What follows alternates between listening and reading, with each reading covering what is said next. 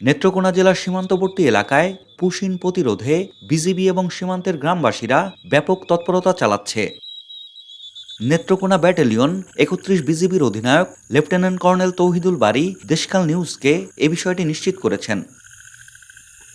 Netrokona BGB সূত্রে জানা যায়, বর্তমান পরিস্থিতিতে দেশের বিভিন্ন স্থান দিয়ে বিএসএফ কর্তৃক ব্যাপক পুশিং করানোর চেষ্টা করছে বিএসএফ। নেত্রকোনা ব্যাটালিয়নের অধীনস্থ বিওপির দায়িত্বপূর্ণ এলাকা দিয়ে এ ধরনের পুশিং যেন না করতে পারে, সেজন্য বিজিবির সকল বিওপিতে জনবল বৃদ্ধি করা হয়েছে। সম্ভাব্য পুশিংয়ের স্থানগুলো চিহ্নিত করে সার্বক্ষণিক টহল ও নজরদারি করা হচ্ছে।